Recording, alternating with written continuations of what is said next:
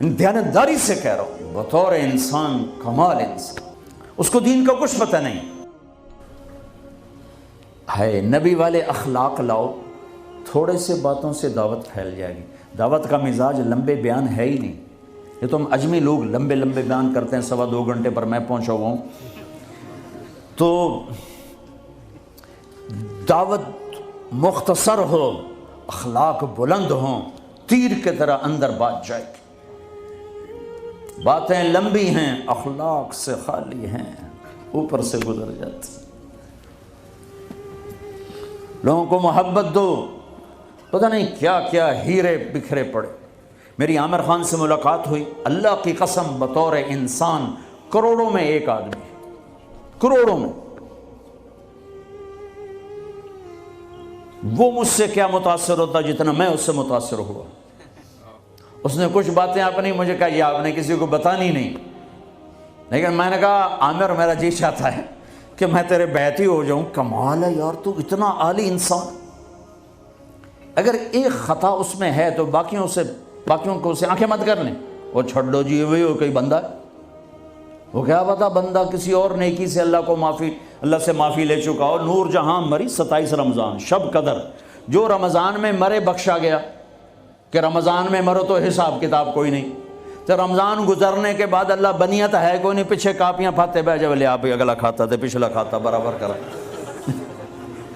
وہ تو کریم ہے، وہ رمضان میں مارتا ہی اس کا جس کو معاف کرنا ہو، اور وہ مری 27 رمضان شب قدر۔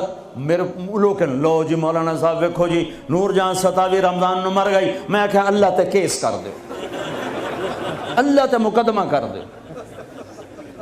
اس قدر تنقیدی مزاج اور اس قدر نفرت، کیا منہ دکھاؤ؟ تم ٹھیکیدار ہو، دھن رے دھنیے اپنی دھن، پرائی دھنی کا پاپ نہ بن، تیری روئی میں 4 بنولے، سب سے پہلے ان کو چن، تجھے کیوں فکر ہے اے گل، دلے صد چاک بلبل کی، اپنے پیرہن کے چاک تو پہلے رفو کر لے۔ یوں انگلی اٹھاتے ہو تو 3 تمہاری طرف آتی ہیں، 1 ادھر جاتی ہے۔ امت میں صفات محبت دو، اتنی صفات والا انسان کہ میں آپ کو بتا نہیں سکتا، لیکن لوگ ایسے عجیب، میں مل کے نیچے اترا ہوں جی، پھر جی اس نے توبہ کر لی، جی اس نے جی پھر 4 مہینے کا ارادہ کر لیا، اس نے جی داڑھی رکھنے کی نیت کر لی۔ میں کہا 2 لتر میرے سرے سے مارو کہ میں انہوں ملیا کیا ہوں۔ ایسے بے وقوف، ایسے بے وقوف۔ عبداللہ بن مسعود رضی اللہ تعالیٰ عنہ سے ایک آدمی نے کہا، جی وہ جو نوجوان آپ کی مجلس میں بیٹھتے نا، آپ کا اس سے ذرا تعلق ہے، وہ شراب پیتا ہے، آپ اس کو نہ بٹھایا کریں۔ کہا اچھا، اس کی ایک کمی کی وجہ سے باقی خوبیوں سے محروم ہو جاؤں؟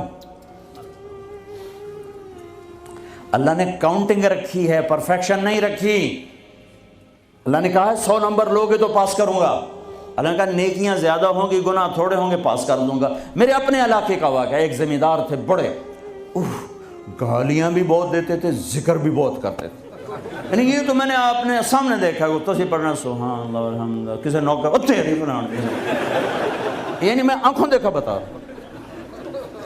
اس کا پھر دوبارہ دروشی پڑھنا، پھر وہ فوت ہو گئے۔ وہ خواب میں کسی کو ملے، اس نے باقاعدہ سوال کیا، میاں صاحب آپ تو گالیاں بہت نکالتے تھے، آپ کے ساتھ کیا ہوا؟ کہا اللہ نے میرا ذکر اور گالیاں تولی، میرا ذکر بڑھ گیا، بخشش ہو گیا۔ بھائیو قدر کرو، قدر کرو۔ میں آپ کو یعنی اندر کے دیانتداری سے کہہ رہا ہوں، بطور انسان کمال انسان، اس کو دین کا کچھ پتہ نہیں۔ حج پہ کیسے آ گئے؟ ماں نے کہا تھا، میں نے کہا تجھے کوئی گفٹ کرنا چاہتا ہوں، تو اماں نے کہا بیٹا مجھے گفٹ نہیں چاہیے، مجھے حج کرا دو۔ حج پہ چل پڑ۔ 8 عورتیں خدمت کے لیے ماں کی، 4 عورتیں ماں کی خدمت کے لیے، اور 8 نوکر ساتھ، پورے حج میں ماں کی ویل چیئر خود چلائی، کسی کو ہاتھ نہیں لگانے تھی۔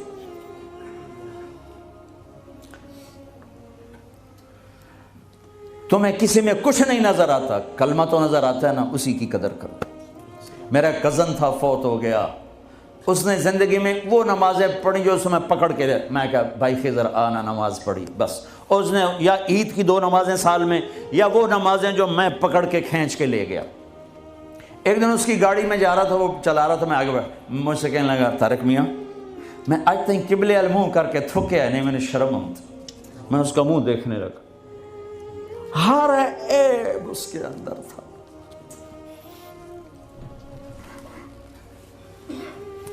طارق میاں میں کدی قبلے المنہ کر کے تھکیا نہیں, میں نے شرم آتا. پتہ نہیں اللہ کو کون سی ادا کسی کی پسند آ جائے. عیب نہ دیکھا کرو, خوبیاں دیکھا کرو, اچھائیاں دیکھا کرو.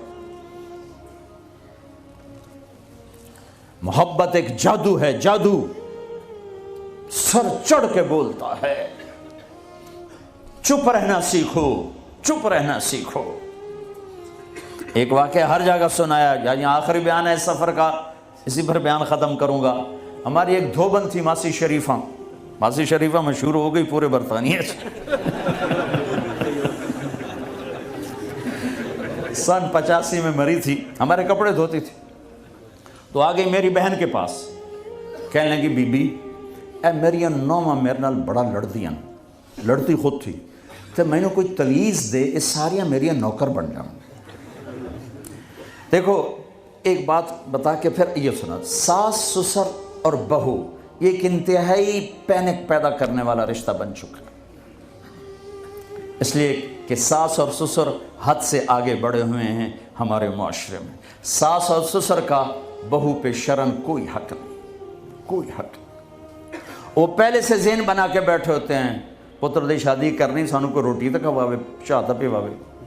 میرے ذمہ ہے میں اپنی ماں کے لیے چائے روٹی کا انتظام کروں.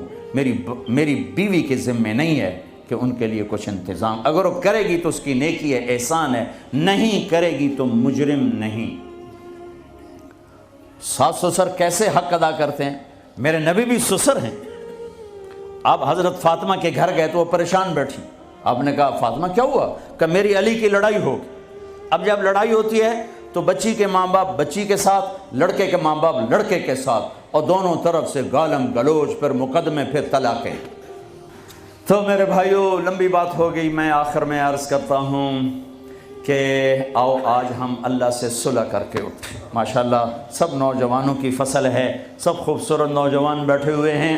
میں آپ سب نوجوانوں سے کہتا ہوں, جو دوسرے میرے بھائی بیٹھے ہیں ان سب سے, جو باہر بیٹھے ہیں ان سے, کہ آج تک جو ہوا یا اللہ معاف کر دے, اور آئندہ ہم توبہ کرتے ہیں, تیری مان کے چلیں گے. کرتے ہو نیت توبہ کی؟ کرتے ہو نیت توبہ کی؟ میرے ساتھ کہو یا اللہ میری توبہ, پھر کہو یا اللہ میری توبہ, پھر کہو یا اللہ میری توبہ. اگر یہ سچی ہے تو مبارک ہو, سب گناہ معاف ہو.